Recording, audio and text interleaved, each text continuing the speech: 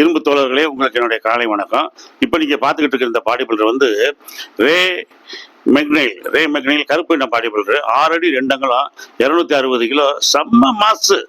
Ronnie கோல்மனெல்லாம் 8 times mister Olympia வாங்கின Ronnie கோல்மனெல்லாம் விட்டாரு. அந்த அளவுக்கு அவர் டஃப் கொடுத்தாரு.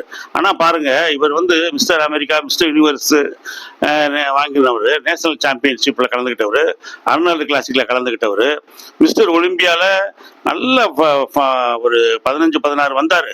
அடுத்து ரோனி கோல்மனவே தூக்கி சாப்பிட்டுருக்கலாம். ஆனா பாருங்க, துரதிருஷ்டம், நிறைய ஸ்டெராய்டு எடுத்தாரு.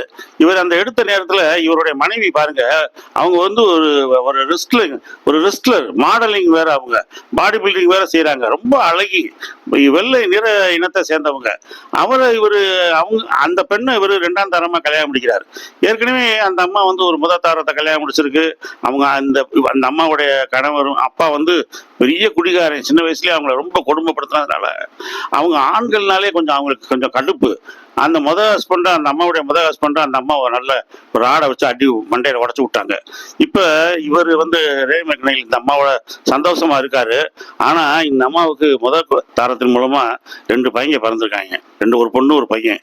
இவர் என்ன பண்றாரு, இந்த ரே மெக்னைல் பெரிய பாடி பில்டரு, பணத்துக்காக 2 பிள்ளைகளையும் அந்த ஸ்டெராய்டு விற்கிறதுக்கு ஃபோர்ஸ் பண்றாரு.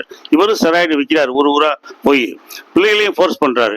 இதன் விளைவா இந்த கணவனுக்கும் மனைவிக்கு சண்டை நடந்ததுல இந்த அம்மா என்ன பண்ணிடுச்சு, துப்பாக்கி எடுத்து இவரை வந்து தாடையில ஒரு துண்டு, வயிற்றுல 4-5 குண்டை சுட்டுருச்சு. சுட்டவுடனே ஸ்பாட்லேயே இறந்துட்டாரு. பாவம், பரிதாபம். இவர் அருமையான பாடி பில்டர் இறந்துட்டாரு.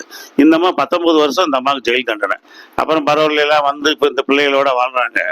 வாழ்க்கையே போயிடுச்சு, இந்த அம்மாவுடைய வாழ்க்கையும் போயிடுச்சு, இவருடைய வாழ்க்கையும் போயிடுச்சு. அதனால ஸ்டெராய்டை வந்து அதிகமாக எடுக்காதீங்க ப்ளீஸ்.